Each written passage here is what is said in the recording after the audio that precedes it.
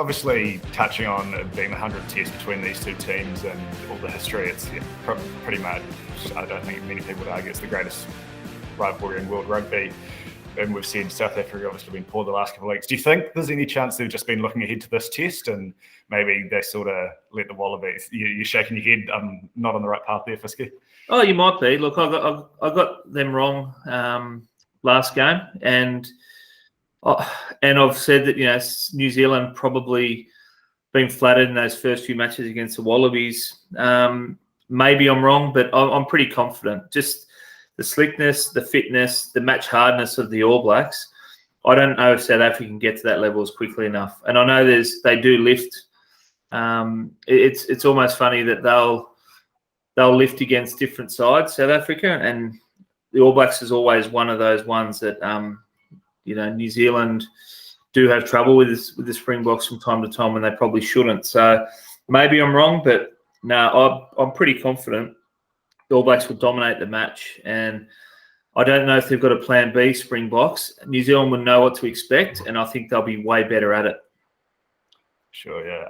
Only the two changes to the starting 15 from what they trotted out against the Wallabies. You got Lou Diaga coming back from the concussion into the second row alongside Eben Etzebeth, and then Cogger Smith takes Franco Mostert's place on the blind side. Were you surprised they didn't make maybe a few more changes, Paul, after the disappointment of those two tests against the Wallabies? No, I think this has been their sort of plan all along, to pretty much stick with what they've got and just try and grind out a victory here or there. It hasn't worked so far, but even with the results, they've decided to stick pretty much with their game plan. So I don't know if they're looking forward to the next World Cup in mind, and they're just playing around with a few things at the moment, just really sort of banging their heads against the wall in terms of, we reckon this is the best way for our team, and we're going to keep going until we get better and better and better at it, until it becomes a winning formula again. So, yeah, I'm not surprised that they didn't make too many changes, no. Yeah, fair enough. Big line, though, like obviously with the two form lines of the teams, no surprise to see the All Blacks are pretty reasonable favourites, but I think the line opened up at 11.5. It's now gone out to 12.5, and you're getting $1.95 for the box plus that 12. New Zealand just $1.22 head-to-head. South Africa now 4-1. I take it you're not surprised to see such a big number there by the South Africans, Matt? No, I priced it up at the start of the week at 13.5, and I didn't know if I was being bullish or not, but it looks like that's where it'll settle. So I kind of agree with the bookies on this one. In saying that, I think my bet will come in the other game, but yeah, I think 13.5 for me is around the line. If anything, given the conditions, it's going to be a bit humid, but still relatively nice weather. I think it could be slightly bigger. I think the All Blacks are going to put some points on. You're not expecting 57-0 again, are you? No, I'm not, but I'm expecting a pretty big score. I'd just like to mention that 57-0 test whenever possible. I don't know. For anyone who's not aware, the All Blacks beat the Springboks 57-0 4 years ago, so just shout that out. They might have won a World Cup in between then and now, but it's always good to give it a shout out. Yeah. Any other areas you've got sort of circled, things to watch on Saturday night, Paul? Just back to the Australians, I was really impressed with the midfield combination of Korobedi and Ikito. I thought that was just absolutely sensational. I know they didn't have too much up against them last weekend, but they really, really stood out. I was very, very impressed with the midfield there. Yeah, no, I think Lena Kitau is one who's really come on leaps and bounds even since that French series. And I think you got to give a lot of credit to Samu Kerevi as well, the man he had inside it. Just going from Hunter Paisami to Kerevi and Korobedi and the likes around you shows such a huge difference those systems have made. So, yeah, it'll be interesting. Hopefully, Anton Lienert-Brown's hammy's recovered fully so we can see him and the 13 jersey Enrico pushed out to the left wing and hopefully get some a bit of a recreation of what Korobedi did to the Springboks. So, yeah, that'll be something to keep an eye on. Any other notes you had, or is there anything you're looking for maybe from the All Black side of things, Fisky, about how they're going to approach this?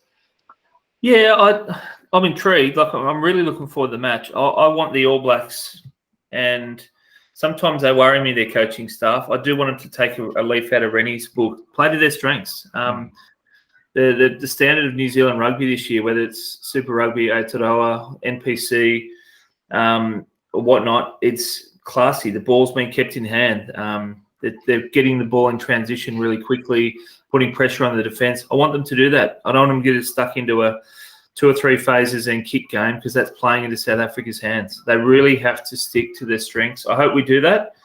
I think we will with the side we got. I think we've got to hold the ball, wear them down, and punch them where they're weak. Yeah, use the midfield, punch in the midfield, use our big locks, get Artie involved, and just clean out, keep the ball, and build the pressure. And if you do that for 50 minutes, they'll have nothing left in the tank for the last 30, and we can run amok. So, yeah, ball in hand for me, and I hope we see that.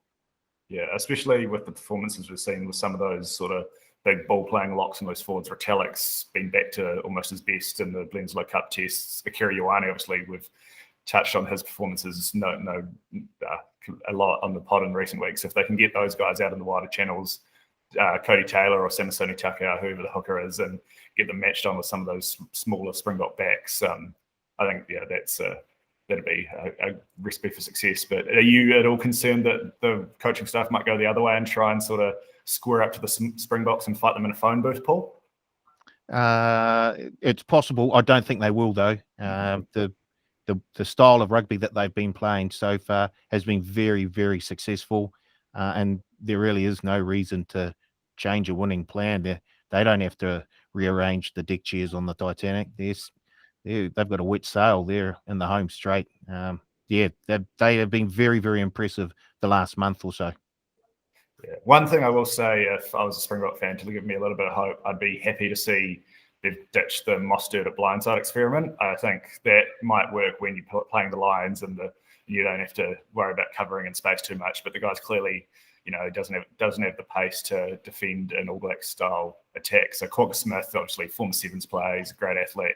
I think he'll give them a lot more dynamism from that position, and then having Mostert on the bench to bring on as that impact player in the second row will help to what went so well for them at the World Cup with that sort of second tight five what are they calling the bomb squad to come off the bench. So that would be a couple of areas, I think, just marginal gains for the Springboks, but they're coming from so far off the pace compared to where the All Blacks have been the last couple of weeks. It'll be pretty tough to catch, you'd have to say.